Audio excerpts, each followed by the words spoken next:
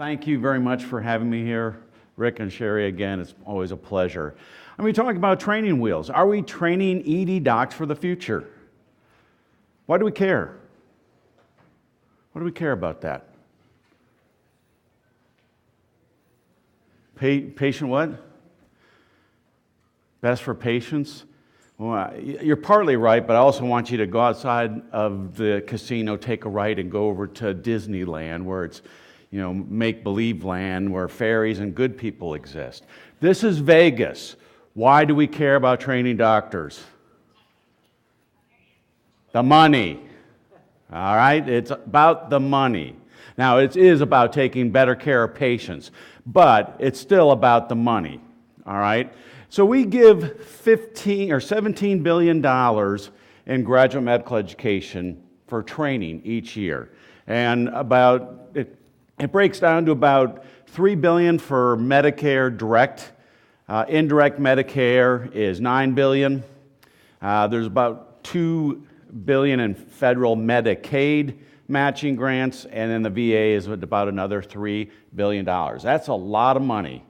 And there's a lot of self-interest in this, a lot of hands in the pie, fingers in the pie, but we've got to look at better ways, because we are really not training doctors for the new future of medicine, which I'll get into.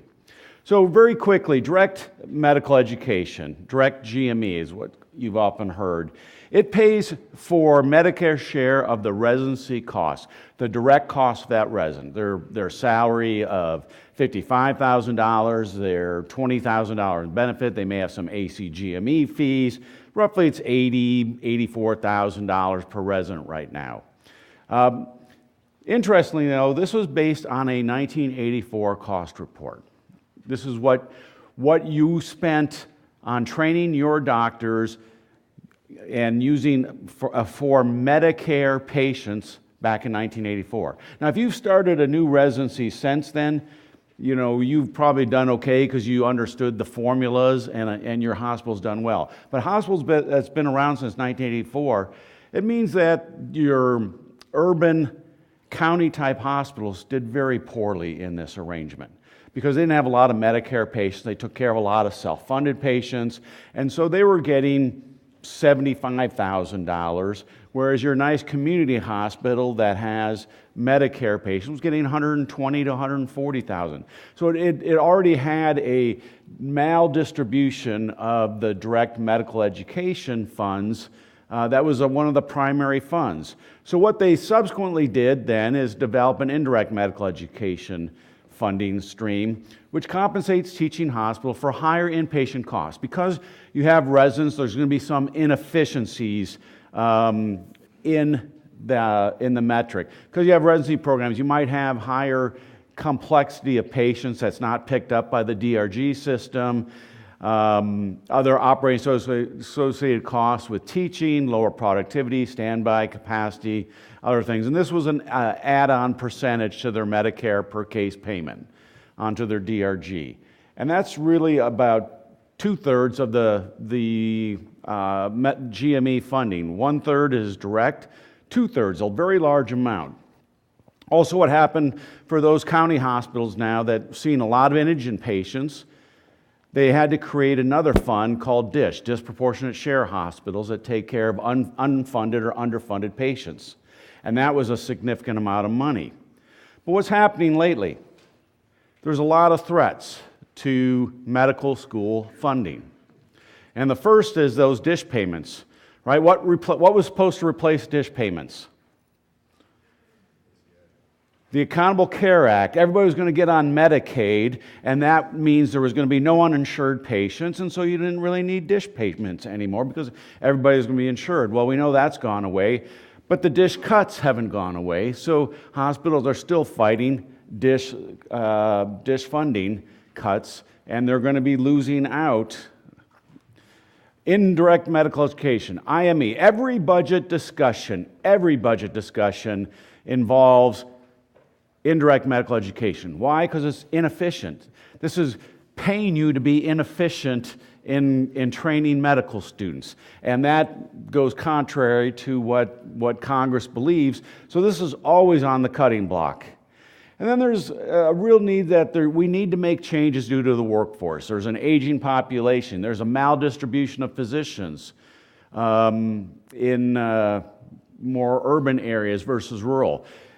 How APPs, advanced practice providers, fit into this solution, nobody's really sure. We probably need more workforce studies to really see if we have a maldistribution or a need for more physicians. There's also generational differences now, gender differences that exist. Over 50%, about 52 to 54% of medical schools now are female. Statistically, they work slightly less than males in their career. So that's a reality, but we need to start looking for how do we deal with that. And certainly there's burnout is a real consideration. All these are threats in how we're going to take care of patients. So Macy, the Josiah Macy Foundation got together these are experts, and they got together in 2013 and put out a summary on how graduate medical education should be reformed. So there's a lot of different challenges. We are not adequately preparing physicians for the future and not sufficiently responsive to the needs of society. So again, it's going to be changing.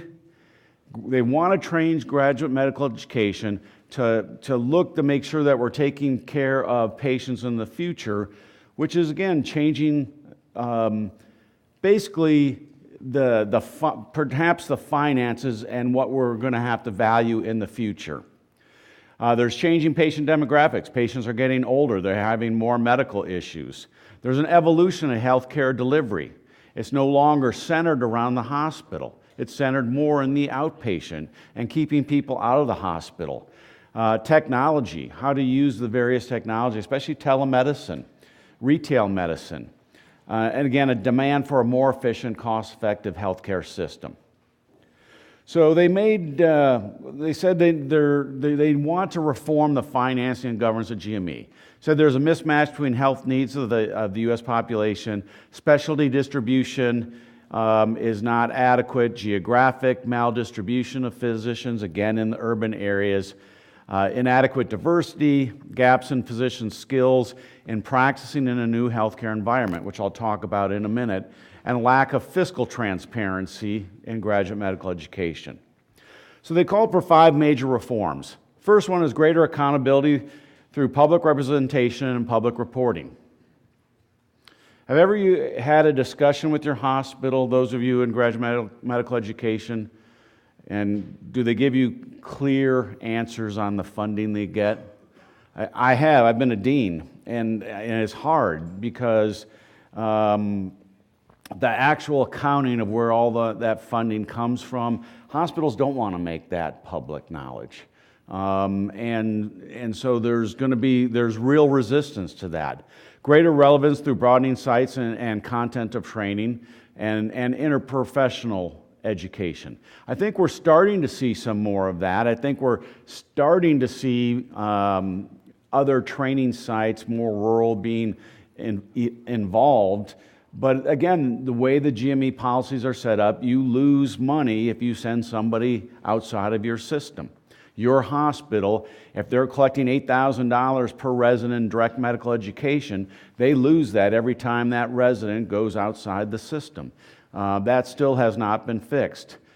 Greater efficiency through adopting a competency-based approach and eliminating non-educational experiences and redundancies in training. Well, this may be, there's some thought that residency programs should be based on competencies, meaning if I achieved my competencies in 2 years and 6 months, that I should be able to graduate and be able to practice independently in emergency medicine. It may take somebody else 3 years, 1 month. Nick, I'm not sure you ever would have gotten out of residency. But, so it's based on competencies. So there's a lot of thought around that. Now, personally, I don't think we're going to be able to change residencies based on that. It would cause too much disruption in the care. and how we schedule our care. I think some of the DO programs may get moved to say we're only going to fund 3 years, and so we may see some change in that. Certainly that happened on the ACGME side a long time ago. They're only going to pay for 3 years in emergency medicine. Number 4 is greater flexibility to individualized training for different career goals. This is where I think we will see some change. I think, what's the average debt of a medical student? It's now gone over $300,000 that they're in debt. So this number 4 is really almost referring to medical school, where they may eliminate the 4th year of medical school. You might do 1 year of pathophysiology, disease-based learning, and then you sort of pick your career, and you do those last 2 years centered around that. And you graduate after 3 years. I think that is going to be something we are going to see to reduce the debt burden on residents and medical students. And obviously, greater research is needed. But again, trying to develop innovations in structure, location, design of GME to achieve the desired workforce. We have to look at that. Some of that is we may need better workforce studies. ACEP is looking to do a workforce study.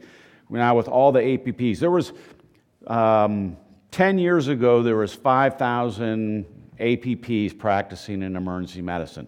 It is now up to 30,000 that are practicing and going up every day. So how that figures in, we may need to look at doing another workforce study. Problem is, another workforce study is about $150,000 minimum to do, so not cheap.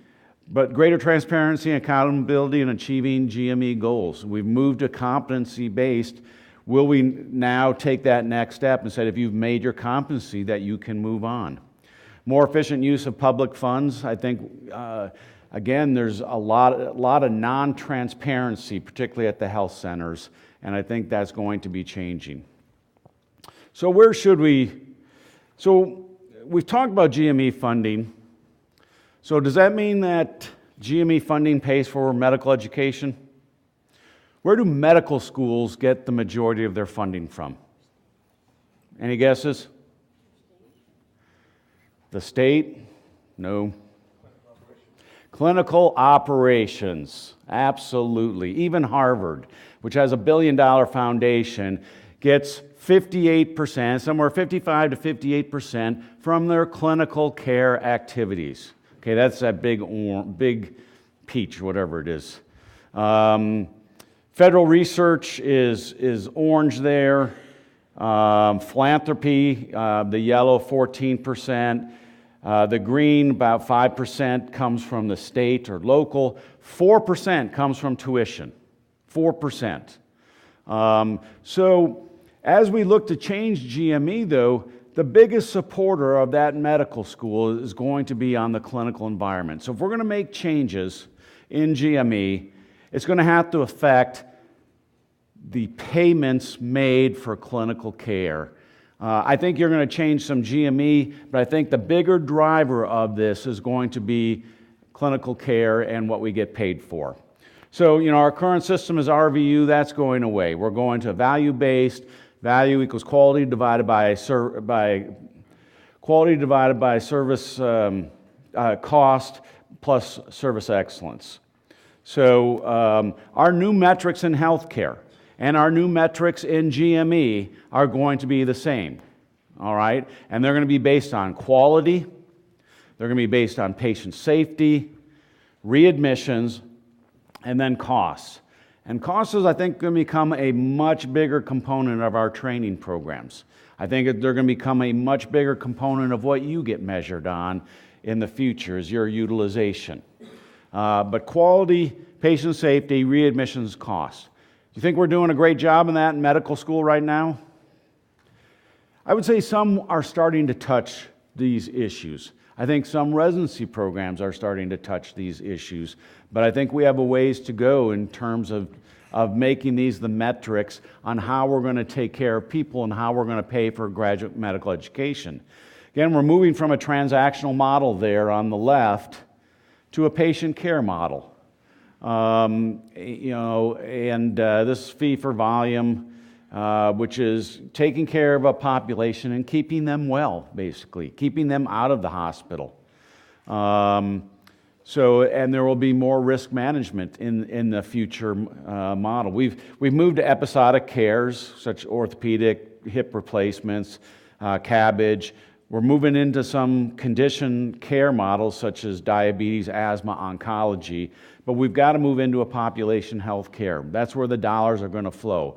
And there's a lot of different value-based contracting models in existence today. You can see here, ACO probably has the biggest impact up on the upper right there, but medical home and other things are gaining level where you're increasing some risk, but also increasing collaboration and taking care of that patient in a better model. That's what we need within GME. Of course, we've moved from value-based purchasing metrics now into a merit-based incentive payment. I'm not sure what the next system will be. I'm not sure this is going to be the ultimate system, but again, it's focusing on areas that I've talked about. Quality, patient experience, resource use, clinical practice improvement. These are things that we have to start not only doing ourselves to get paid, but we're going to have to start training our residents. This is the clinical practice improvement, expanding practice area. Looking at population management, monitoring health conditions, and providing timely intervention throughout a population. Clinical data registry. ACEP CEDAR is one good data, qualified data registry. If you're not involved in that, you need to get involved in that because that's going to be the future. We've got to be measuring and we've got to be looking at how we're taking care of patients and what are their outcomes. Care coordination is going to be critically important. Technology involved in use, remote monitoring, use of telehealth are going to become bigger components of the future that we are not, again, training our residents or medical students. And then beneficiary engagement, complex care patients. How do we keep them out of the hospital? How do we develop disease management programs? How do we have patient navigators to reduce superutilization? I think are going to be very important. Advancing care information, I think we are, number one, our students are much more savvy than we are at technology. So they've been able to adjust to this electronic prescribing using EMR to a much greater extent. Then taking that into a public health and clinical data, linking that, I think is one area we still have to improve upon. And then coordinating care of the patient through patient engagement is something we are all going to have to develop because the dollars are going to flow from that. And again, we're taking better care of our patients if we can keep them well. So, academic response to value-based medicine is I think a lot of the practice plans are trying to align hospital and practice plan goals for GME funding. They are now trying to look at a more coordinated system of care, population health management, using technology. I think we're starting to see it, but it's not an educational drive, it is a financial drive for the practice plan. And again, that's why I said, here we're in Vegas, a little cynical, but money is going to drive the educational challenges and the educational movement towards some of these clinical challenges, which is, again, to improve value, to improve quality and patient safety focus, looking at population health, and the increased use of clinical guidelines. I think we're going to see a lot of this in the future. How many of you have while you're in the ED, you have groups now coming to you that want you to talk with them before you admit their patient, post-CABG or post-surgery in 30 days, asthma. Now, we're getting, all kinds of groups are coming to approach the emergency department. Is that because they really want to get really great care for their patients? Well, possibly. What's the other driver of that? Readmission penalty, right? So we're going to have to start doing that more and more, and so we're going to have to train our residents more and more how to do that, how to work with groups to keep their patients well and out of the hospital. Well, academic medical centers, these are really nimble organizations, aren't they? Yeah, I mean, if you're nodding your head, yes, you've never worked at one. They are large, tertiary, quaternary. They often have a university input. They've got hospital input. They may have a board, all three that are somewhat different.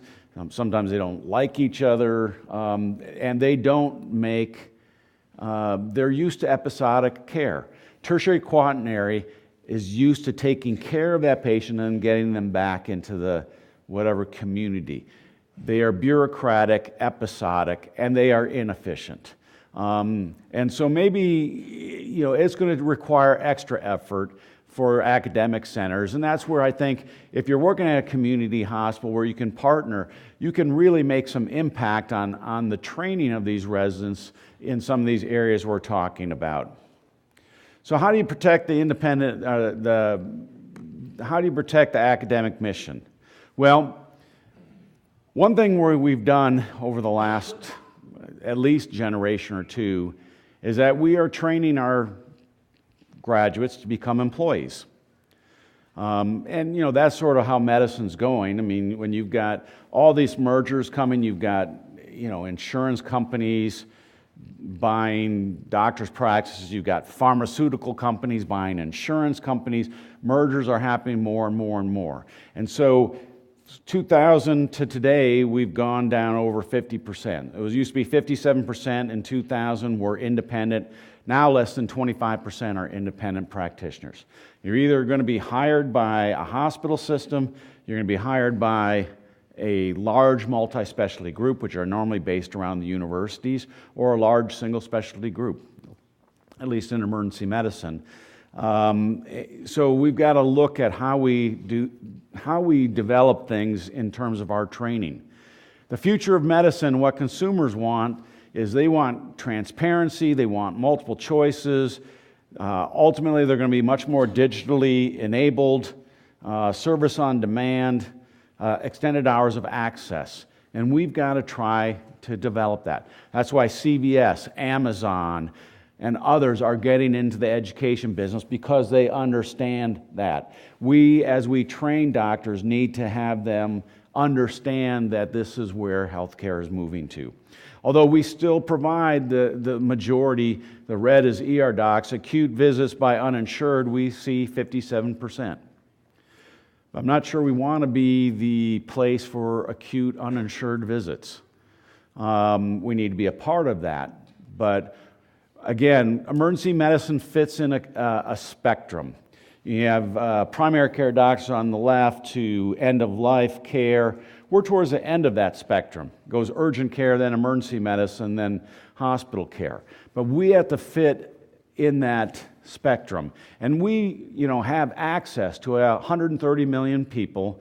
We are the portal of admission to the hospital. We have 78% of all admissions into the hospital come through that emergency department. So we really do have a role in this integrated care. And you have to have a collaborative leadership, aligned incentives, the clinical programs set up, and technology infrastructure. And you bring your training programs along in this clinically integrated structure. That's how we need to be training our residents. So again, I've talked about this over the years, but transforming the ED into deliver agile and coordinated care, fostering collaborative throughput is all the things in one there. Demand observation, patient management, so you can have observation unit that is protocol driven, hardwiring continuity of care. So handoffs to the hospital, handoffs to the community is important, and how you go about doing that is going to be critical, not only for your hospital, your payment, but for our training. And then management of high utilizer populations.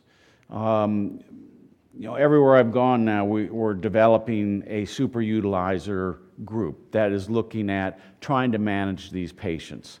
I mean, my top 100 patients have $15 million of charges each year, an average of 32 visits. So, I mean, we need to coordinate that care. The ED probably is in the best place to at least start that conversation. And again, it is about the funding, it's about coordinating care, and we should be training our residents to do this. So again, I mentioned readmissions. Readmissions, if you're not already getting hit on that, you will be.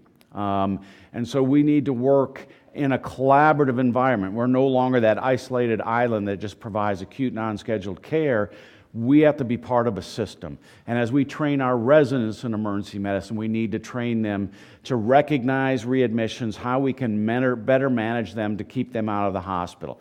Telemedicine, we looked at a program recently, teletriage. And we're looking at putting APPs overnight at one of our very slow freestanding emergency departments with telemedicine capability. We're going to be doing this more and more. Remote monitoring post-discharge will be important. And again, a lot of different practices out there, but the automated patient handoff, the skilled nursing facility ED communication tool is important. Some have done dedicated follow-up or using your social workers, your patient navigators are going to be important. And then geriatric care. And I say geriatric care, palliative care. You know, you always hear the U.S. has the most expensive care in the world. But if you look at the graphs by age, we're in line with every country till you get to age 57. And then we start going way up because we haven't dealt with end-of-life care or palliative care. And that might be the next big area we're going to look at. So again, training metrics of the future are going to be based on competencies. We're going to be looking much more at utilization. I think you as emergency physicians are going to be measured on utilization. You're going to get how many CTs you've ordered for certain conditions. How soon did you give the Lasix and CHF? There's going to be a lot of these metrics out there. We're also going to be measured on cost. And our trainees also have to start thinking about costs on how you manage a low injury, head injury. We're going to be not only how many times you order CTs, but what was your overall cost, and working that up is going to be noted. Quality is also going to be a critical measure, and we've got to be teaching our residents on that. And patient experience.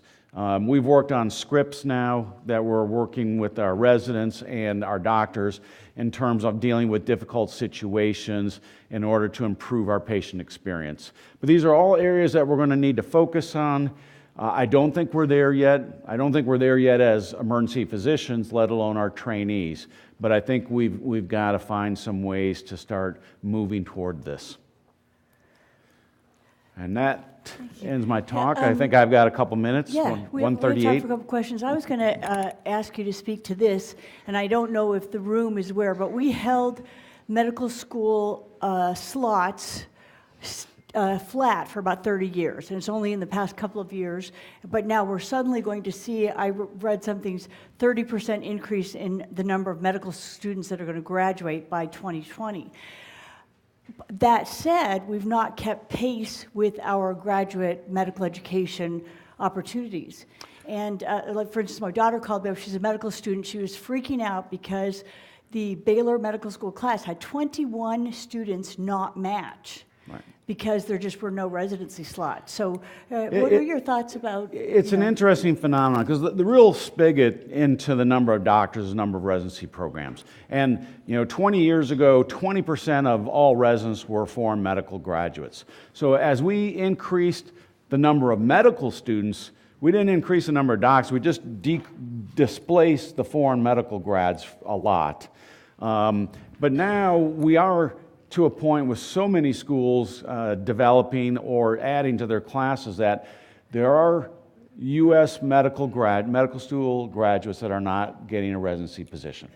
However, I'm going to say on the converse side there, and I won't mean to insult anybody, but there's a large for-profit hospital system, and I'm hearing this, I was just in Florida last week speaking, and they're concerned about this system developing so many residencies, and their goal is to put so many doctors out there that they'll be able to control the market and hire them for lower cost. That's what the fear is with the doctors with this large for-profit hospital group starting all these residencies, of which they're getting GME funding, and then they want to flood the market on the other side so that they can hire doctors. It's a tricky situation.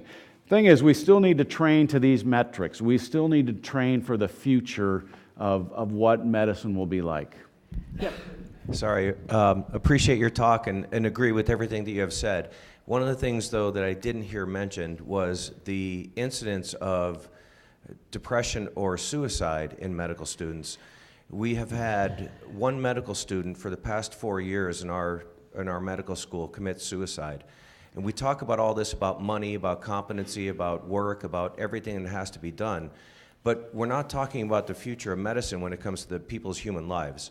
And I think that's an important part. So I would ask you, what's your comment on how we should be moving forward with that process? Well, it was on the Macy slide, but you're right, I didn't talk about it. Burnout is a big issue, not even just for medical students, but I think you're talking about burnout for physicians in general. And so, so the AMA and others have tried to develop resiliency programs. That you look at ASAP, and they have a wellness committee and are trying to do some things. And it's also now part of the training requirements is physician wellness is a curriculum area that has to be taught. There are competencies also that are based around physician wellness. Do we do enough? Obviously not. It's still a difficult profession to be in, and probably even more so in emergency medicine because we're constantly under stress. And most of burnout, frankly, in emergency medicine is just due to the constant hurdles you have to go over on a clinical day to day, like you're just beating your head on a wall sometimes to try to get over obstacles. And so reducing those obstacles is probably the best way, and develop resiliency.